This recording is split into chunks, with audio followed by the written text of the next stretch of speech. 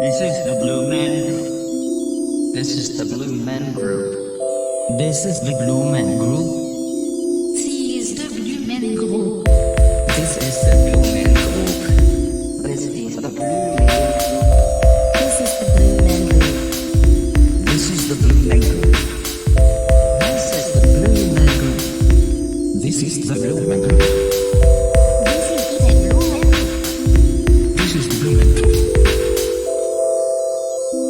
Hi, everybody. My name is Ron Ecstasy, and this is the Blue Men Group.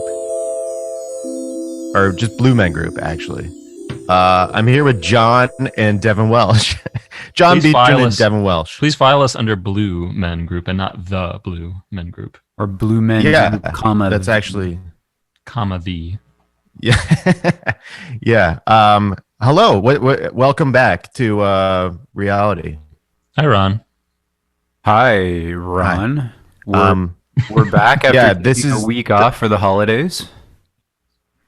Yeah, we're sliding into 2021, a new year, just around the corner. We are recording this New Year's Eve, and you will be listening to this on New Year's Day. That's a promise. So I hope that you had a good, change of the clock situation. I hope you put your clocks back 1 hour at midnight. And yeah, I'm excited. That's all I'll say. Let's go in. Should we do compliments? Do we want to do compliments? Yeah, let's get it over I with. think people quickly. are expecting the compliments.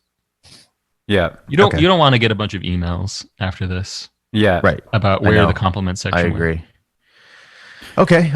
John, I want to compliment you on just how you quickly came up with that email mention, and it totally changed my mind. And that's very smart. And that's something that you're always doing. You're just like Thank you. correcting me. I'm a listener advocate.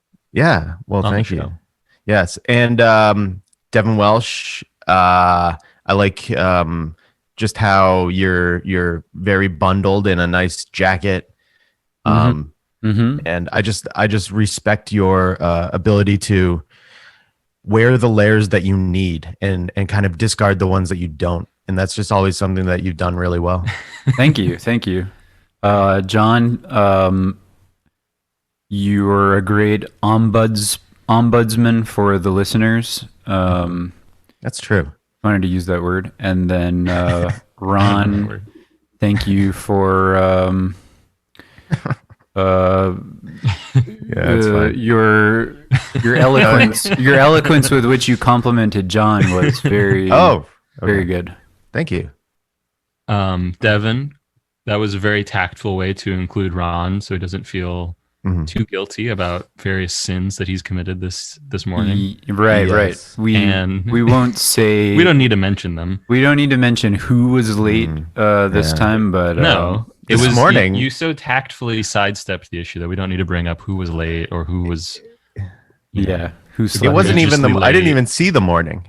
So Yeah, you weren't even late this morning yeah, at that's all. the thing. And You dear keep listener, talking about no the one morning. committed sins. Don't worry about it. So good on you for that. Also, you look very illuminated today. You're looking bright and cheery. everything is illuminated today. And Ron, Oh, you God. look similarly great. You got this great orange sweater. It's matching your skin and hair very beautifully. Orange skin and You've got a good gradient of light orange going. oh, I feel so And it guilty looks right great. now. He's getting, dear listener, Ron is getting redder Yes. and redder the more we tear Pink, into him. Yes. pink and orange, an underrated color combination that not everyone is willing to explore. So Oh, thank you. good on guys. you. Thank You you. look like a Georgia peach. Yes, Georgia peach. That's right. Thank you very much. All right. Well, that's the compliment section. That I'm kind of glad. I'm somewhat glad we did it, but I'm ultimately feeling a bit less of myself as we exit that segment. The last compliment section of the year. Yeah, that's true. And like it's well, maybe we should say that this episode, we're just going to go through some of the biggest events of the year. So stick around for that. But first, we're going to do This Week in History.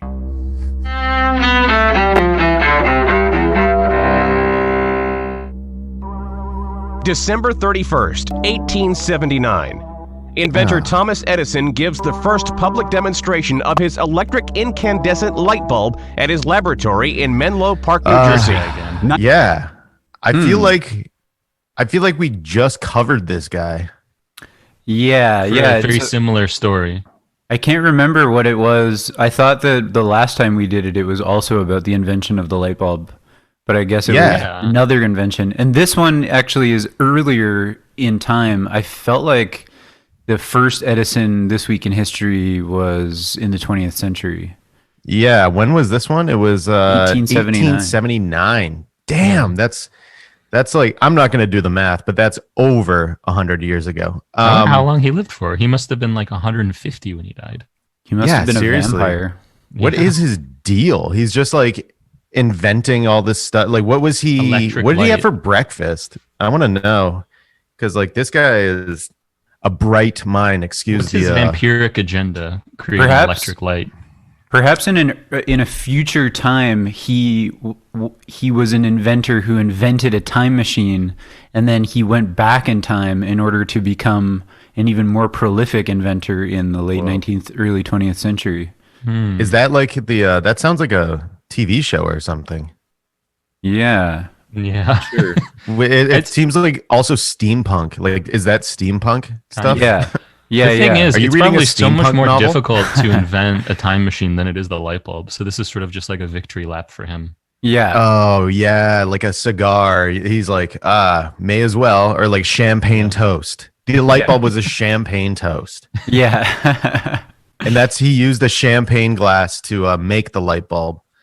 And now he's selling them on Amazon for like $60 each, under the name Edison bulb. So look that up. But don't buy it. Don't buy it. Don't support this time traveling vampire. Yeah. I mean, like Tommy Edison, man, and that Menlo Park, New Jersey, like what is in the water, you know? Could you imagine growing up and like you grew up next door to Tommy Edison, and then my God, he becomes so successful. Yeah, why can't you be more like Tommy? Yeah, Yeah, and mom's neighbor. You thought you would maybe be an inventor, and then he just blew you out of the water. Little Tommy Edison, who you would steal jacks from and like kick dirt in his face. Yeah, you would play like hoop and ball with him, and he was like inventing baseball essentially while you were playing. Every time you'd be hanging out with him, and he'd fire up the oil lamp when the sun went down, and then you'd pull a prank on him by blowing out the oil lamp. Yeah, that just set him off. Resentful, yeah. It One day. turned a light on in his head. Tommy Edison, very difficult to grow up next to, especially when you're a competitive young lad in I believe it was like Port Huron, Michigan or something. He grew up. Mhm. Or I don't know, who cares? Like, do I need to know that? That's the story that he told us anyway. I mean, if the vampire time travel theory is correct, then we really have no idea where he grew up. Maybe on another planet. He is otherworldly and somewhat of an alien to us with his crazy inventions. Happy birthday or whatever it was that you did. So happy birthday, I guess, light bulbs. Yeah. Really, like, I don't know, you really extended time, you know? The invention It's of the kinda light nice that bulb. They came out in winter. That is Yeah. nice. Yeah. Although when he people could guys are have getting most. he could have had this before Christmas and made So much money. a killing. Yeah. Yeah. Those or like Black Friday, you know, like if he could have gotten that in whatever the early Walmart was in 1879. Yeah, he messed up. Harrods or whatever. Yeah. All right. Bye, Thomas Edison. Thanks. Hopefully that's the Thanks. last time we hear about this fucking guy. Yeah.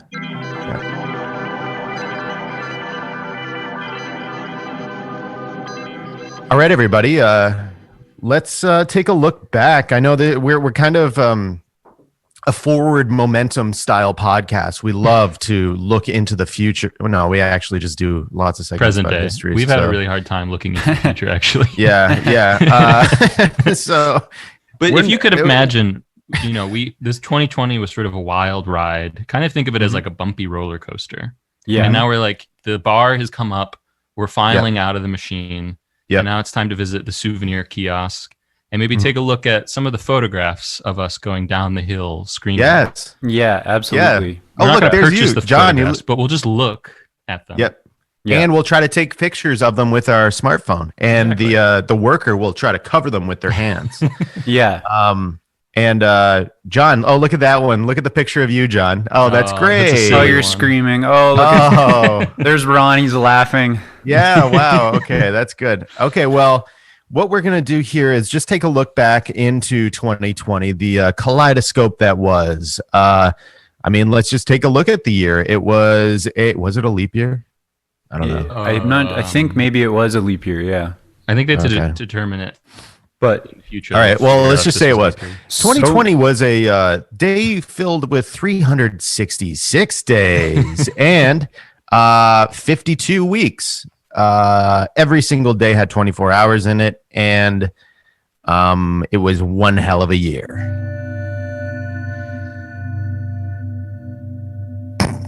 So let's take a look at So our year in review starts January 12th, 2020.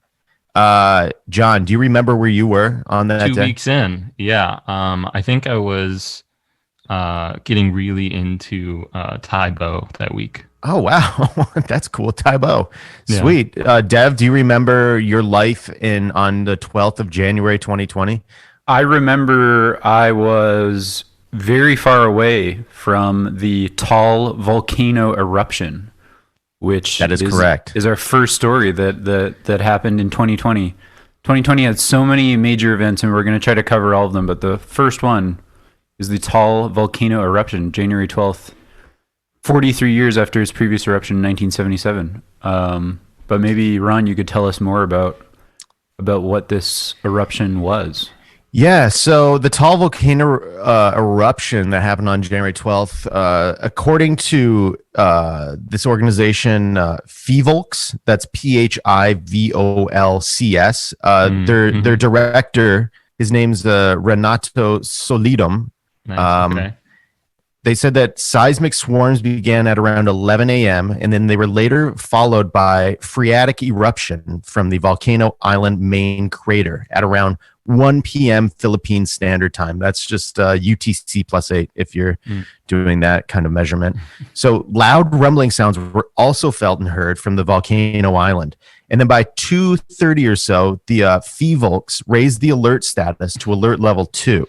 So although the PHIVOLCS thought that it was the tall volcano observatory they advised the residents of the volcano island to evacuate at 1 p.m., stronger explosions began around 3 p.m. that spewed an ash column exceeding a kilometer high, prompting the PHIVOLCS, that's again, it's PHIVOLCS,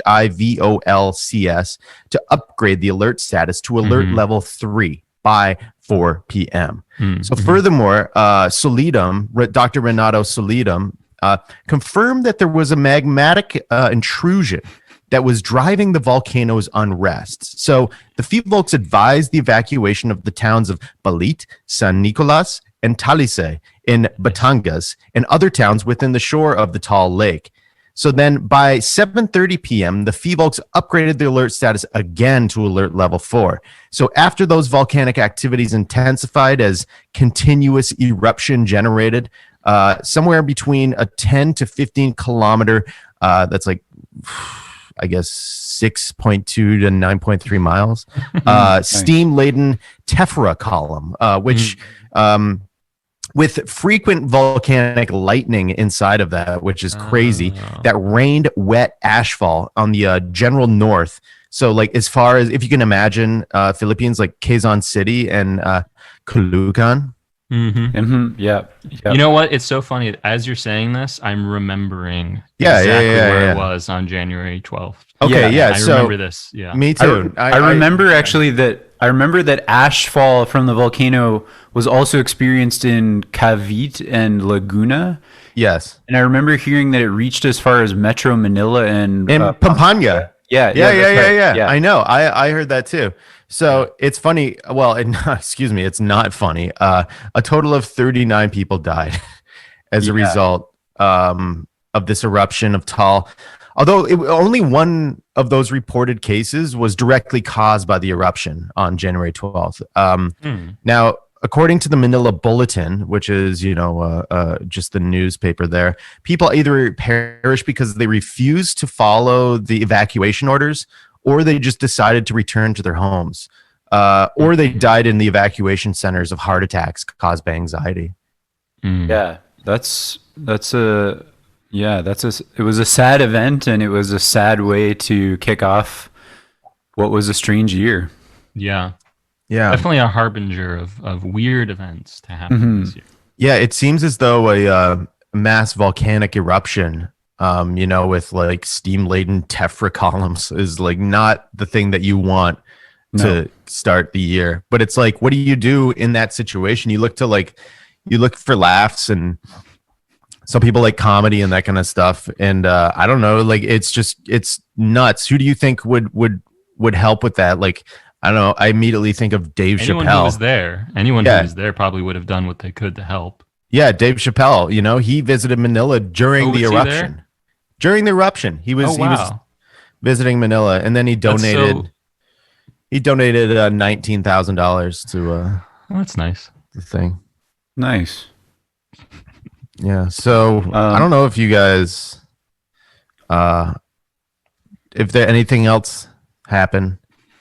Yeah. So another thing, another big event here that happened is on January 10th. It was 2 days before. So, okay, sorry, we've got our timeline mixed up. But as of January 10th, for the first time since the Great Recession, which was, 10, 12 years ago. Yep. Women outnumber men in the American workforce, with women holding 50.04% of all jobs. They just got up. Just so got that's above the bar there. They that's 109,000 more jobs than men as of January 10th, 2020. So during that Great Recession, they said that the wave of layoffs hit male workers first, temporarily giving women the edge in the workplace at that time. And then they said the period was even dubbed the man session. And so maybe we're sort of heading towards another man session. We kind of are in another man session. This podcast is a man session. Man session, kind. Yeah. Yes. Well, we have a lot of time off now, so we have time to do things like this. Yeah, that's true. Thank you for joining this man session. So, I mean so January 10th, again, we're very early on in the year 2020, so we're like scratching some of the men are scratching their heads being like, what's going to happen here? And then 2 days later, a volcano erupts. Not good. Okay. So, then we went into the month of February. And that's when things really started to happen. Yeah. Shortest month, although potentially a leap year added an extra day to that month, the 29th of February. Potentially, yes. So, February 13th, one day before St. Valentine's Day, NASA published a detailed study of Arrokoth. Mm-hmm. Yep. Mm-hmm. I remember because I was at the chocolate and flower store on February 13th preparing for another classic. Well, my girlfriend has a job and I don't have a job. So at that point I was like, I better make her love me more. Yes. And I remember on the TV screen inside with that little fake news channel, that little like sponsored content news channel, that this story coming up. Yes. Arrokoth. Arrokoth. What is it, Devin? Tell us what Arrokoth is. So Arrokoth this is something that has been in the works for a number of years. But on February 13th of this year, the study was published of what's technically called 486958 Arrokoth. Proper name. Can you say that again? Just one more time. I'm writing this down. 486958 Arrokoth, which is a trans-Neptunian object located in the Kuiper Belt. Kuiper. And so anyway, this is in short, it's the what is it? The most distant body. Yes, the most distant body ever explored by a spacecraft. That is pretty crazy. And this was explored by the spacecraft New Horizons. It sort of looks like it's like a big ball, and then there's a little ball attached to it. The bilobal celestial body. Bilobal is another way to say it. It does look like a potato. Yeah, it looks like a potato. It earned the nickname Ultima Thule, or Ultima Thule, yes. At the time of the New Horizons flyby, but it's since earned the name 486958 Arrokoth. I guess which I think is a way better name. 7 Arrokoth was taken. Yeah. I already had trademarked that. Yeah. Oh, I did not have that on my 2020 bingo card. No, neither did I. What a crazy year already. What else is there to say about Arrokoth? Not too much, because none of us are astronomers, but I don't even own a telescope. Yeah, it was a big event. Let me just say that. Yeah, and it's a pretty far out there story. Yeah, very far out. Oh wow. Okay, so Arrokoth's name was chosen by the New Horizons team to represent the Powhatan people, indigenous to the Tidewater region that includes the state of Maryland, where Arrokoth's discovery took place. That's pretty sweet. Nice.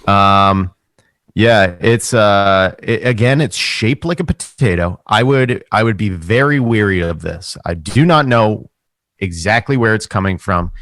It seems extremely far away from us, but I would be keeping an eye on this. A close eye, as close as you can get. Yeah, it looks like it's, I don't know, like 15, 20 miles long, maybe. Rolling like hills, troughs, pits, bright and dark areas. It's a very interesting object that was discovered in 2014. But again, the study was published February 13th of this year. So it was due that paper was due in like 2017, but yeah, here we are. Good things take time to get published. Yeah. But something else happened in February, something very important with cascading implications. Well, Dev, I would second exactly what you said, and I just want to add that multiple things happened in February. And one of them was on February 17th, the National Boy Scouts of America filed for Chapter 11 bankruptcy. Crazy story. I mean, this is really what insane. sort of started all of the havoc of 2020. This story, right. Everything's sort of, butterfly wings creating tidal waves across the earth. Exactly. This was the first link in a long chain. Yes. An American institution fell this year in 2020. Yeah. Completely toppled. So they finally ran out of wampum. I know that the one thing that probably you, the listener, are concerned about or would like to know, you're asking me, hey, Ron, how were the local councils? Or were they affected? And the answer is no. Independently funded local councils are not affected. They were fine. By the bankruptcy. Fine. Yeah. But all I can think of is if you Google news, if you're a Google News head, if that's the most used app on your phone, like it is mine, if you just search Boy Scouts of America, they are in more legal battles than some criminals. They're in constant peril. They're in constant peril. They're at war with the Girl Scouts over trademark names. They're like stealing cookie recipes. Like there's all sorts of great, disgusting stuff going on. They're not a tight organization. I was never in the Boy Scouts. Devin, were you a Boy Scout? Is it in Canada? Is it the same organization? No, I wasn't in the Boy Scouts of America. Let me just put it that way. Right. But you were some kind of boyish scout. I dabbled in. Well, there was in that Canada. kind of In Canada, it's called beavers. Just beavers. I'm not sure about that. Oh. Okay. Never mind. But anyway, Boy Scouts of America. Their lawyers are hard at work. They're an embattled organization that has been dealing with a lot of stuff, pretty serious allegations. Yeah, going to work when you're a lawyer for the Boy Scouts is you're an executive at the Boy Scouts. Yeah, you need a kerchief in your jacket because you're going to be sweating most of the day because of the shit that you're going to find out about. Yeah, is nuts. All of their neck collars are real worn out there in the executive washroom. Yeah. Loosening their ties and splashing water on their faces. Your two fingers are like killing you. It's like you've raised those two fingers up like so much that you've got arthritis in your knuckles.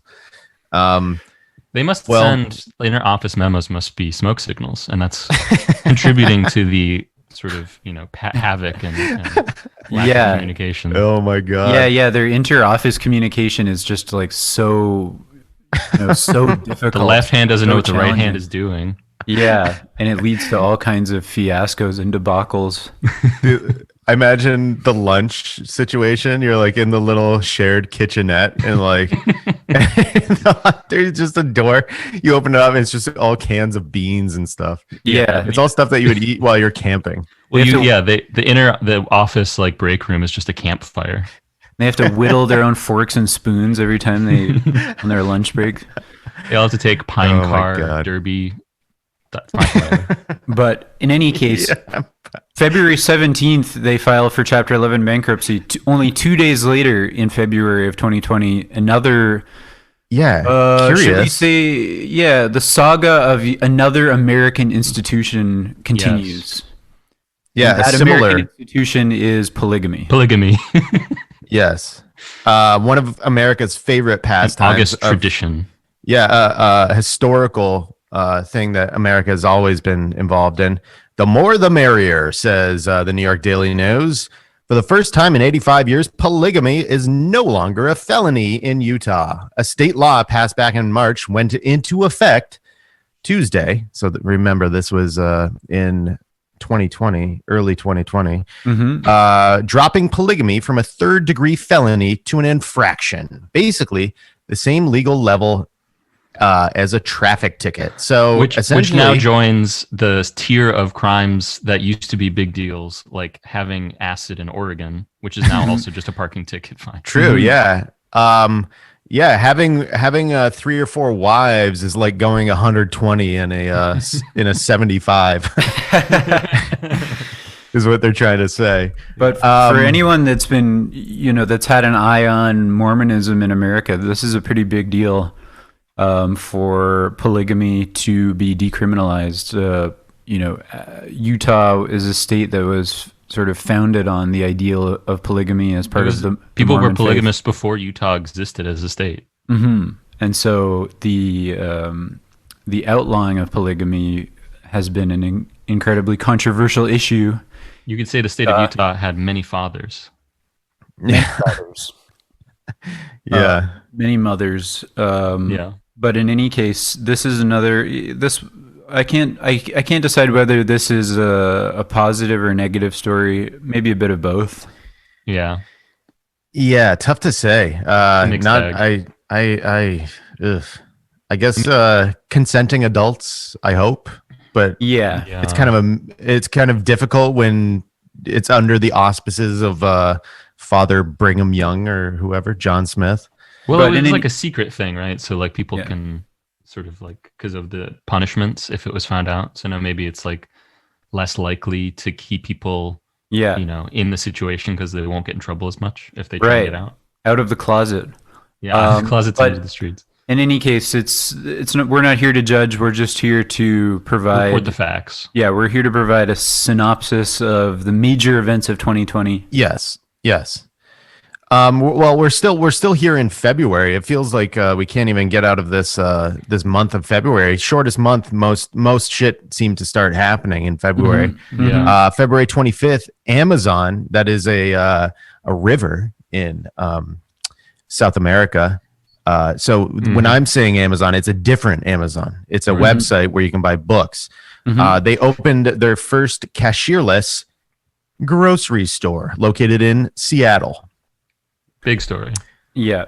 Again, Good story or bad story, I'm not sure. I can't really say, but good for the robots. I'll say that. Yeah, good for the robots. They're cheering. Good for Jeff Bezos.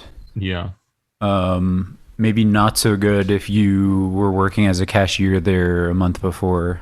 It's a great store to go to if you want to buy like cereal that they no longer manufacture that you want to buy from a third party. Right. Yes, from your childhood. You can order it at the Amazon grocery store. Yes, you can get one giant marshmallow from the Lucky Charms thing, and it weighs 36 pounds. Yeah. Yeah. So I mean, terrible for the cash register industry. We know that's True. like essentially gutted because of this. Yeah. They've been taking it on the chin pretty much for the last 30 years. Yeah. And what do you now think this the cash? is almost the final nail in the coffin? I know when they saw that square little iPad thing swivel around at their first meeting, and they saw that it was like, chung, like a very a room full of executives yelling at each other. Why didn't you think of that? Yeah, they're exactly. There are cash register towns all across America that are just going to be hollowed out because of this. Yeah. So bad day for the cash register industry. And February the 25th. auxiliary industries associated with it, like the company that makes those tiny little button-shaped keys that you have to type the price into, or the company that makes those rolls of paper. The company that makes the ching ching sound when you open and close it. Yes. Yep. I was just thinking of that. The composer who tuned that. Yeah. A lot of lost revenue for that guy. Yeah, it's a chain effect. Yeah. Okay, so that's bad. Now this goes into we must be in March. This is there's no undated, but I don't know. This is pretty big. This is some probably one of the biggest stories of the year, I would say. April. Yeah. So it's April. So there is no stories in March. No, okay. March, nothing really happened. Nothing really important happened. But in April, we got one of the biggest stories of the year. Absolutely. Maybe of the millennium. Yeah. So the Pentagon released videos showing unidentified aerial phenomena. And we're watching the video right now. Obviously, you can't see it. It's Here, I'm going to play some audio here. There's a whole fleet of them. Look on the ASA. My gosh. They're all going against the wind. The wind's 120 knots from the west. Look at that thing, dude.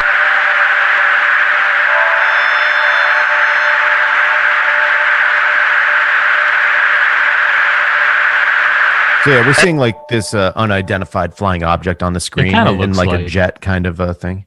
It would kind of, if you were to characterize it's based on its silhouette, you would say that it looks kind of like a UFO, like a flying saucer of some kind. Yeah. I was going to say, to me, it looks like 486958 Arrokoth. Yeah, it's true. Maybe that's what it was. Yeah, maybe Arrokoth's child. Yeah. That is weird. Something. And I know what the listener's thinking. You may be, given over to the idea that this is some kind of U.S. Navy April Fool's joke, but the date of the publishing was April 27th. So That's true, John. It can't be an April Fool's joke. No, it's not. And it doesn't, it's not April Fool's month. It's April Fool's Day. So that doesn't, we've discounted that from the beginning. Exactly. And I think it's only up until noon, actually, on April Fool's Day. After you know what? Noon, that's right. It doesn't count. That's right. That's true. That was put into effect recently, the Bush years, actually, I think. Yeah. So there's a lot of lost economic gains because of April Fools lasting all day. Yeah, Yeah, and That's that's another day where you have to move the clock back. Yeah, one of the 17 days of the year where you have to move the clock dial and adjust it to the new Manila Central Time. UTC +8. One of the things that I noticed about this high flying unidentified aerial phenomena is those like drones that that people Trump and Obama and all those people like to fly around. Yep. My neighbor. Your neighbor. They just came out of nowhere, kind of. So they had to test those like a long time ago. Mm-hmm. So aren't all the like UFO things from like the 70s or 80s probably just the military testing drones? No, dude. Come on. Okay. All right, that's fair. So UFOs. it's probably UFOs. Or they're kites, but they're definitely not drones. And also to note is it Mark Hoppus? Is that who is into it from Blink 182? No, not Mark Hoppus. The other guy. The other guy. Chad. I don't know. The other Chad. The other songwriter of Blink 182 is very interested in UFOs. What's his name again? Blink? What's his name again? Yeah. Maybe we don't need to. We don't need to. No, we don't need to know. No. Everyone knows who we're talking about. And you don't need to know either. But anyway, there's a number of very smart people that are very interested in UFOs. And in April of 2020, some news was released by the U.S. government indicating that probably there are some UFOs out there. So that was huge. Yeah. That's massive. That's probably one of the biggest stories. Insane. Ever. And then it was like May and swept under the rug once again. Yeah. But anyway, there was some more stuff that happened. Another big story. Ron, you could lead us into this one. Yeah. So April 20th. Some of you may use that day as some sort of celebration or not work or not be productive or whatever you do. We're celebrating a terrible man from history. Mm-hmm. Oh, terrible. So that was a specific day where oil prices dipped below zero as producers forced to pay to dispose of excess. So if you remember that, they were pumping oil out of these oil pumps underground in Texas or whatever. Mm-hmm. You've seen them. They've got the little flame and they're just... They look like those birds that drink water. Cranes. Down. Yeah. A sandhill crane, yes. So they were pumping all that, and they're like, whoa, stop the pump, stop. And they're like, we can't. And it's gushing everywhere. It's like everywhere. There's just tons of oil. There's like people coming in from outside, and they're just covered in oil, and they're like, I can't stop it. And they're like, get rid of it. What do we do with it? There's guys running around with like buckets and pans, pots and pans, trying to catch every drop. Hey, we'll pay somebody to take it. And so that's what happened. And so the oil prices dipped below zero. So essentially you would get paid to take the oil. And things like this sometimes happen. We don't really know why it happened in this case, but meaning we as a trio don't know why it happens. We don't know why it happens, but oil prices, they sometimes dip, they sometimes go below zero. Who knows why, but that did happen in April. It's one of those kind of unexplained phenomena, you know? Yeah, so there was probably some kind of cause, but people haven't really been able to figure out what kind of stressors. Right. It's like when like fish rain from the sky, that type of thing. Frogs and stuff. Or like plagues of locusts and stuff. U.S. crude, so it crashed from $18 a barrel to minus 38 in a matter of hours. And I remember they were saying that there were ships in the Gulf Coast that were just sitting there with their bellies full of oil, just waiting off the shore, ready to sink at any time and destroy again a already destroyed ecosystem. That was the day that Gulf. Everyone was Googling how much it costs to buy like an oil reservoir. Mm-hmm. Isn't that funny, John? Isn't that funny? I do remember that. We were doing it. How do John. we get into this market? How do we break into this? We cornered it and we cashed out a day later. Smart money moves. We made a lot of profit because we bought in at negative 38 and we sold at $1 a barrel. I actually held out. I sold at $7 a barrel. Nice. I still have all my barrels in the backyard. And Nice. yeah, one of them's filled with chocolate pudding. I will say that. So yeah, oil, whatever. Jumping to May. May, yeah. It's gonna be May. You know the. Classic. Okay, so May 6th, JT. 2020, the Run Ecstasy News Network launched to alleviate rising fears of full algorithmic takeover of content curation. Mm-hmm. I was That was there. the biggest event for me personally because it had the most impact on my life. Yeah, I was there. It was good.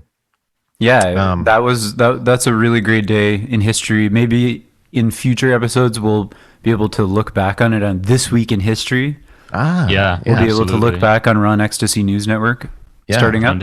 Yeah. All right. Well, June happened. June, nothing happened in June. Nothing happened really in July. The dog days of summer. No one needs to know. Yeah. We don't need to pour over that stuff. It was just a lot of siestas, a lot of hanging out. And on July 30th, Devin Welsh releases the album Click Here Now. One of my favorite musicians. A provocative rumination on media authoritarianism and disinformation in our turbulent times. Let's get a little sample of that music. We're about to kill Prime Minister Scott Morrison with concealable Liberator pistols. And we're eating triple stacker kings topped with smoky bacon, melted American cheese, and the stacker sauce. All right, pretty interesting Devin, stuff. Very interesting. Devin, now that we have you on air, joining us live is Devin. How much of this stuff that's was you who informed made this? by the Tal volcano explosion, and how much of it was influenced by the Great Man Session of this year? Yeah. Yeah, it's hard to say. I mean, 2020 was such an eventful year that it's kind of it all just kind of rolls into one thing in my mind, and then the inspiration just kind of comes out of that. But the Tal volcano explosion definitely was a big factor. Feeds into the vibe there for sure. I can hear it. Yeah, I can hear the hammered sounds of those the tephra columns, bursting through the especially when like Fevolx was making all those updated alerts. It sounds like that. Yeah. Now, Deb, what was that song called? It was called Walther PPK with pickles, peppers, and ketchup. Awesome. That is cool. And so that was a big thing for the summer. That was the major event for the summer. That was the song of the summer, in my opinion. Yeah, in my end as well. This one's undated, but moving later in the summer, another big milestone. Pope Benedict XVI became the longest-lived pope at 93 years, 4 months, and 16 days, surpassing Pope Leo XIII, who died in 1903. So I think crazy. Who are these guys? The popes? Popes, yeah, it's kind of a milestone of human progress. I think that the popes keep living longer and longer. It's sort of it's a sign. They wear those fez hats and they have like dinners where they all get together. It's like a private club for older gentlemen. Yeah, and so this older gentleman, he made it the longest of any of them. So they congratulated him on that. All popes living and dead. I wonder if it's a good thing that they're living this long. Does that mean it's good? Okay. They're afraid to meet their boss. Yeah. So they don't want to check out too early because then they have to. Right. They get their performance evaluation as pope. Yeah. Right. You want to hold off as long as possible. You want to try and squeeze in as many achievements as possible before you retire. So that way you get that guy a bigger watch in heaven. Nice. Pope Benny, he isn't even poping anymore. Pope Benedict the traitor, yeah. So he's just chilling. As far as we know. Yeah. All right. Well, thanks, Pope. There was a pope who only was pope for like 13 hours. But what a 13 hours it was. It was one of my favorite 13 Pope hours. Leo the 13th hour is his name. He quit after hour 14. It's funny. It was a trick, and it's like they locked him in a room, and they were like, "He's Pope," and that's how it happened. All right, It's like 7 minutes in heaven, but it's 13 hours in the Pope's closet. All right. So let's move on into the later aspects of the summer. The popes are living, volcanoes are exploding, mancession happening, and the first discovery of the perfectly preserved remains of a cave bear believed to be 22,000 to 39,500. Okay, that range, I'm going to err on the side that it's like 39,500 because that's like real specific. Yeah. Like, why did they throw in the 20? That's such a huge range, but then they get real specific on the right side of the range. It's like, well, let's just say 39,000. It's like, no, I think that this indicates that it could be at least 39,500 years old.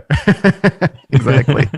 So I don't know if you're familiar with those eras, but that's the late Pleistocene era.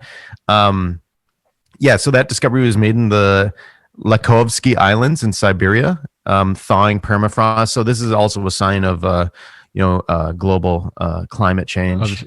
Some stuff. It's crazy. I did see this. I remember this one. This is one of the few I remember. And this is such a scary picture that it gives you. It's a spooky picture of a scary bear coming out of the dirt, and it's not nice. We're gonna post the picture of the cave bear. It's in the Discord. But it's not looking. It is very freaky because. No, is it a good story or a bad story? We don't know. We don't know. We're not yet. qualified to say. But it is spooky. We're unsure. It is 100% spooky.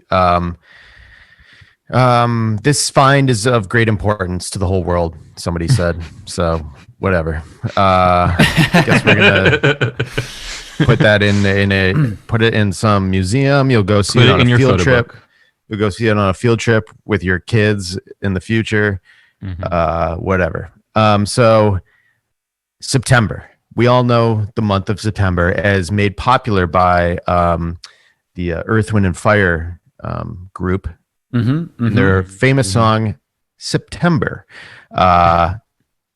In September of 2020, a 1634 edition of The Two Noble Kinsmen, the last play by English playwright William Shakespeare, is discovered at the Royal Scots College Library in Salamanca, Spain. It is believed to be the oldest copy of any of his works in the country.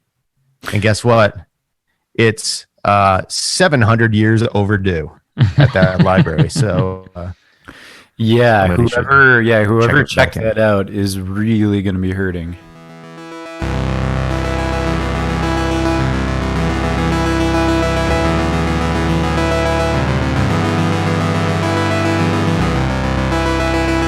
So moving on here, we're skipping over the rest of September. October, nothing happened. November, nothing much happened either. But at the very end of November, one of the big stories occurred. And that was protein folding. One of the biggest mysteries in biology was solved. And by who, you ask? Me. The question, not by a person, but by AlphaFold, an artificial intelligence algorithm developed by DeepMind. So this is a big day in 2020 because the use of artificial intelligence is now moving into the realm of scientific discovery.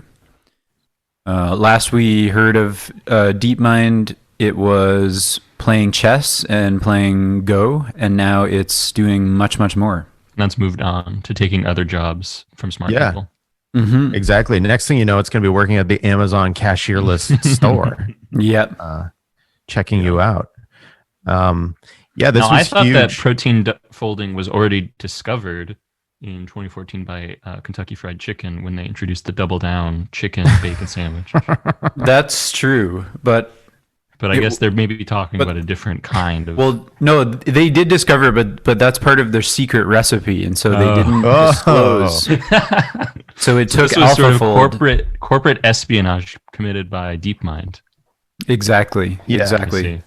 So I think that it's just a stunning advance. And I think it also occurred decades before many people in the field would have predicted. I would second that opinion. Mm-hmm. And I think this is promising not only for what they discovered, but for the promise that it holds for future discoveries, because now artificial intelligence is going to work on solving these big problems, and soon enough we're going to get the secret spices that make up the Kentucky Fried Chicken. These are recipe. really well-informed opinions from you guys. I'm really impressed. Thank you. They almost sound like they're coming from like inside industry people. Absolutely. Absolutely. Probably. That's Yours, John. That's what we Fingers on the are pulse. in a way. Yeah. John, again, the listener ombuds person, listening out for the listener. He's on your side. I And guess, yeah. Sometimes So I let's forget that I'm part of this show and I listen in and then I talk to you guys like I'm the listener. yeah, you're the what in the Greek tragedies there's I'm the chorus. The chorus, yes. Yes. I do the same thing with my radio and my TV. I start talking to it like halfway through. But anyway, so that was November 30th, and then skipping ahead to today, the final big event of 2020, which is happening today, is that the transition period following the United Kingdom's exit from the European Union, otherwise known as Brexit, expires as of today, the 31st of... no, excuse me. I'm confused here. No. It does expire today. So anyway, this is the deadline for Brexit, and luckily Boris Johnson got Brexit done just in time. Now, this is sort of a fun slice of life story because it's the last day of the year. I mean, we were trying to really hit all the big important ones. This one is sort of like a fun one because it's the last day. Yeah. So there's not a lot of impact with this one. No. Yeah, I mean... It's a British thing. I don't really understand British politics, but they're making changes, and change is always good. So, Good for them, It seems like it's going to add some red tape. I generally on things like these, I would use duct tape. I just think it's stronger. It's a little stronger, yeah, than the red tape. It seems this is going to be a difficult thing to do and keep held up. They're definitely rushing through the process. They haven't grabbed the right tools, so they're just like going through the pantry, finding like whatever like tape they have. It's December 31st. They're just trying to get their New Year's resolutions all checked off. They use the red tape to wrap presents, and now that Christmas is over, I've got half a roll of this. What am I going to do with it? Yeah, and then also did you say that it expires today or something's due today? Yeah, I'm confused about what it is. Yeah, me too, because I was supposed to write a paper for Brexit. Right. And I was confused. I didn't do it. Yeah. It's I don't know if I also could use more time. I think that's fine. you have until midnight to actually send it in. So we've still got time. What I'll do is I'll email Boris Johnson. And then I'll say like, here's the paper that you wanted, but I want to attach it. So then it gives me like a little extra time to be like, hour. oh, you didn't attach it, and be like, oh, whoops. And then oh, here it is. And then it will give me 7 more hours. Nice. Smart. Yeah. So that's the year. That's the year. It wouldn't be a full show if we didn't, kind of take a look at this weekend somewhere This weekend around in the Antarctica, world. a classic bit on this show. I mean, this is one of the most popular segments. This week in Antarctica. This week it is This Week in Antarctica.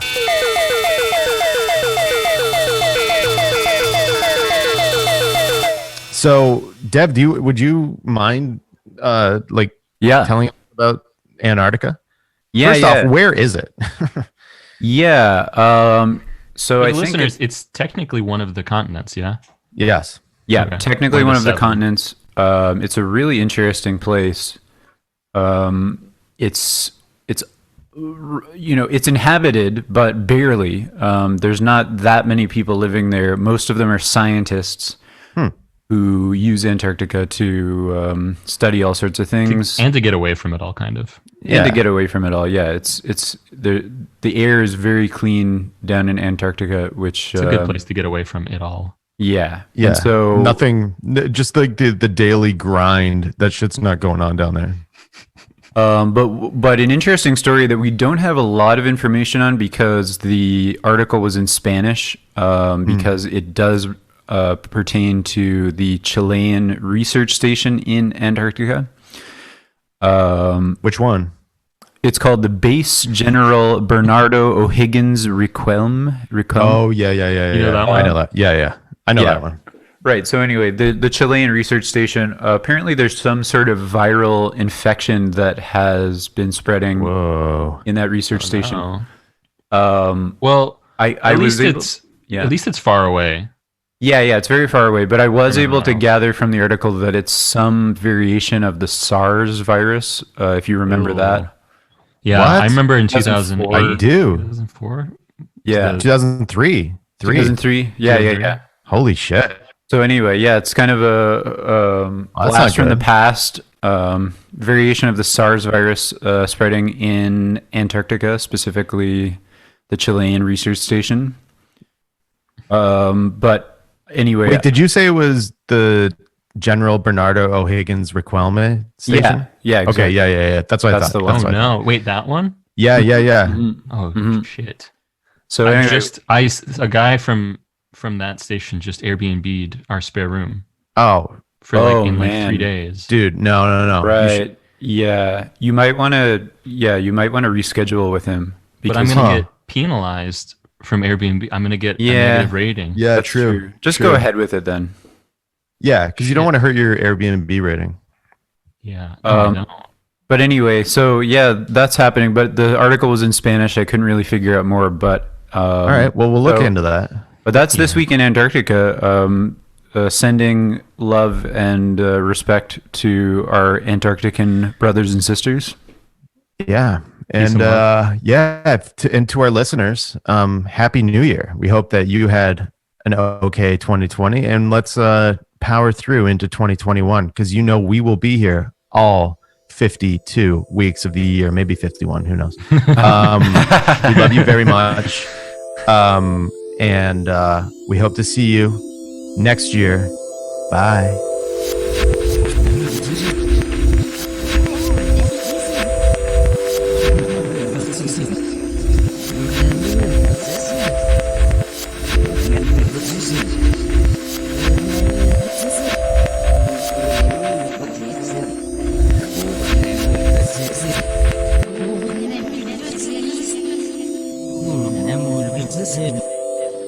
Never